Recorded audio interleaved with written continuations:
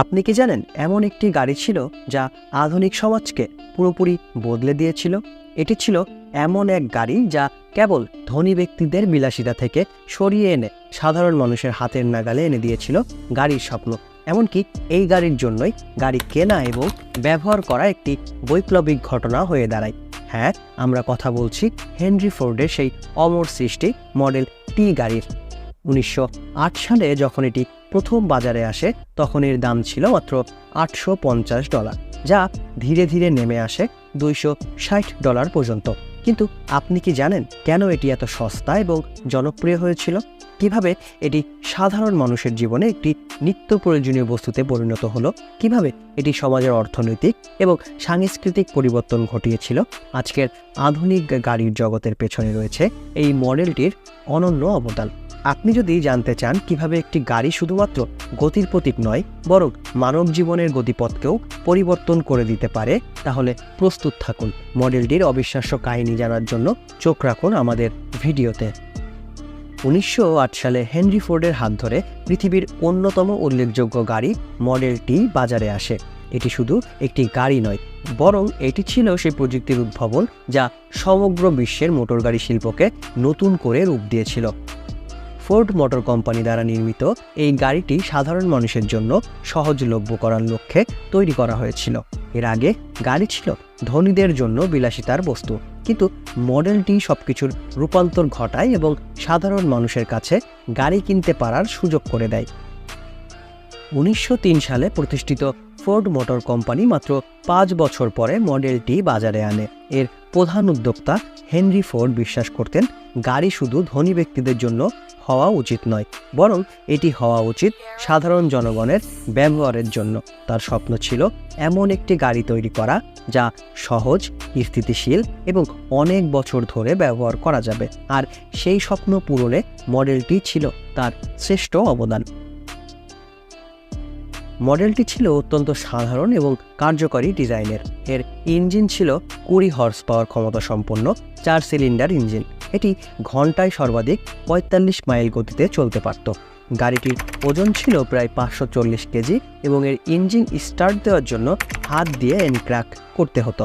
মডেলটি প্রথম দিকে রিয়ার হুইল ড্রাইভ ছিল এবং এতে ব্যবহার করা হয়েছিল ম্যানুয়াল ট্রান্সমিশন। এছাড়াও গাড়িটি নির্মাণে স্টিলের বদলে ভ্যানাডিয়াম স্টিল ব্যবহার করা হয়েছিল, যা ছিল শক্তিশালী এবং লাইটওয়েট।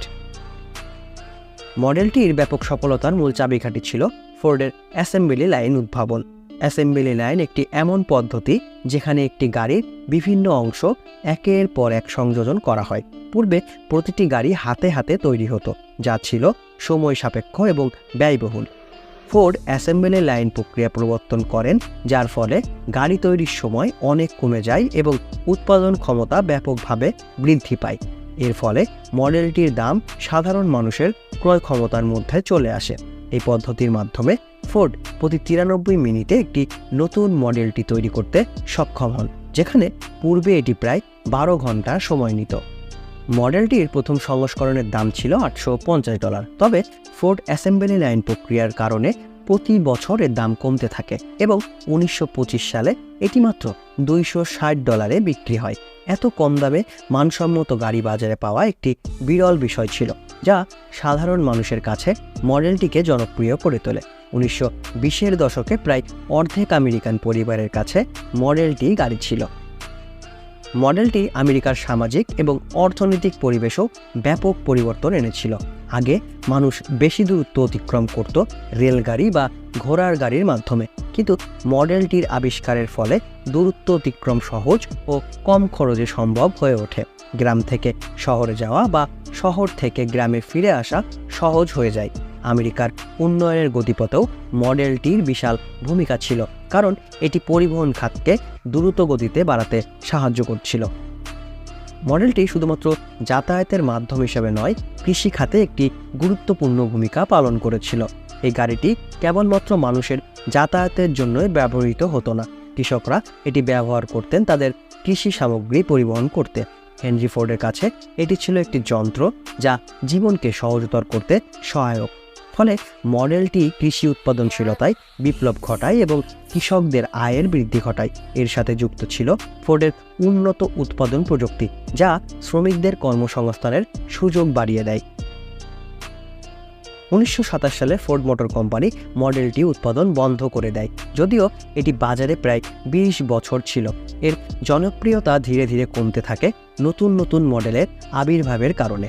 ফোর্ড তখন নতুন গাড়ির মডেল এ বাজারে আনে, যা মডেলটির পরিবর্তে জনপ্রিয়তা পায়। তবে মডেলটি সবসময় মোটর গাড়ির শিল্পের ইতিহাসে একটি আইকনিক অবস্থান ধরে রাখে।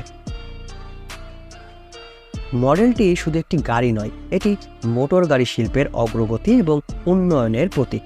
এটি গাড়ি শিল্পে সাধারণ মানুষের অংশগ্রহণ বাড়িয়ে তুলেছিল এবং আমেরিকার অর্থনৈতিক উন্নয়নে বিশাল ভূমিকা পালন করেছিল। বর্তমান বিশ্বের বিভিন্ন অত্যাধুনিক গাড়ি মডেলটির উদ্ভাবনী ধারণা থেকে প্রভাবিত হয়েছে। ফোর্ড মোটর কোম্পানির প্রধান চিন্তা ছিল গাড়িকে সাধারণ মানুষের কাছে সহজলভ্য করা।